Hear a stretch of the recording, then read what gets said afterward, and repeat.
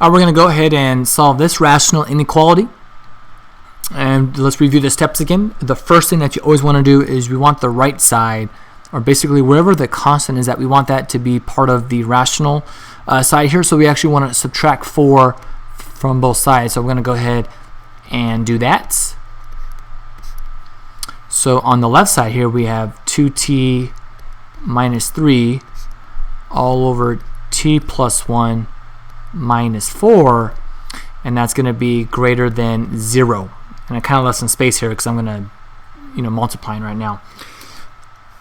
So if you want to get a common denominator, then I'm going to multiply this top and bottom by t plus 1.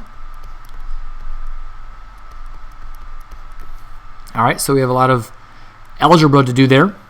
So since now we have a common denominator, I know that I'll just have one fraction bar now with t plus 1. And it wasn't necessary to put the parentheses right there. You don't have to have that.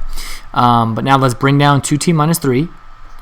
So 2t minus 3. And now we need to do negative 4 times this right here. T plus 1. And when this is all bigger than 0. Alright, so let's keep dealing with the algebra here. So we have our t plus 1, so 2t minus 3. Let's go ahead and do the distributive property.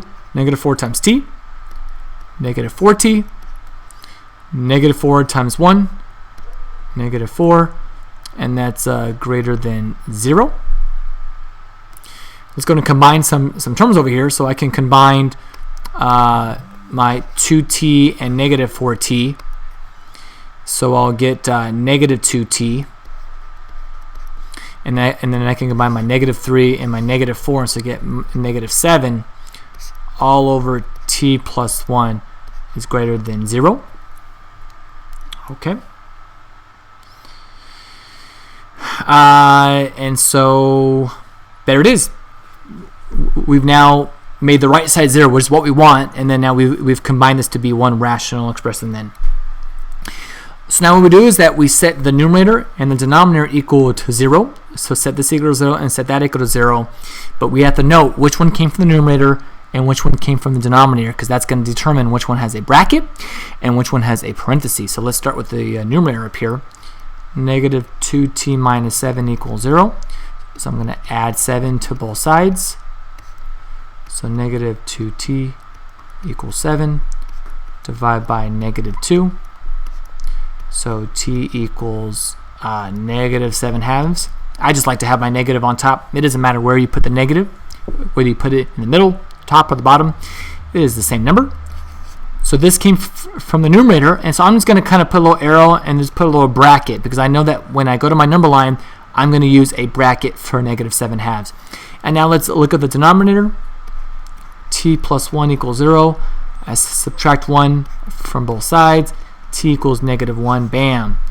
And I'm just going to put a little parenthesis, because you cannot, negative 1 is not included, because if you plug in negative 1 right here, that makes the denominator 0, which is no bueno.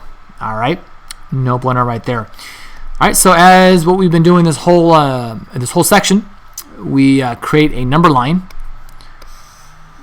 and we go ahead and mark off our two values that we just found. So we found negative 1 and then negative 7 halves. Oops, wait, negative 7 halves should be right here. So negative 7 halves and then negative 1. Cool, so we have an A section, a B section, and a C section. And again, we just need to now start plugging in values here. So let's just go ahead and, so this is negative 3.5, so maybe like we'll do negative 4. And I'm going to use the original problem coming back up here. So I'm going to want to use this guy right here then. So I'm going to go ahead and just copy this guy. All right. So here's what I'm going to be using. All right. So let's just start out with x equals negative 4. And let's figure out if it's positive or true or false. So 2 times negative 4 minus 3 all over negative 4 plus 1. Is that bigger than 4? Well, negative 4 times 2 is negative 8. minus 3 is negative 11 all over negative 4 plus 1 is negative 3. Is that bigger than 4? Well, this is 11 thirds. Well, 3 goes into 11 only 3 times, the remainder of 2. So it's not quite, it's close, but not quite, right? So this is actually smaller than that, so this is going to be false over here. All right, so negative 3.5 and negative 1. So maybe like we'll try x equals negative 2. Let's plug in negative 2. 2 times negative 2 minus 3 all over negative 2 plus 1. Is that bigger than 4? Well, 2 times negative 2 is negative 4, minus 3 is negative 7. Negative 2 plus 1 is negative 1.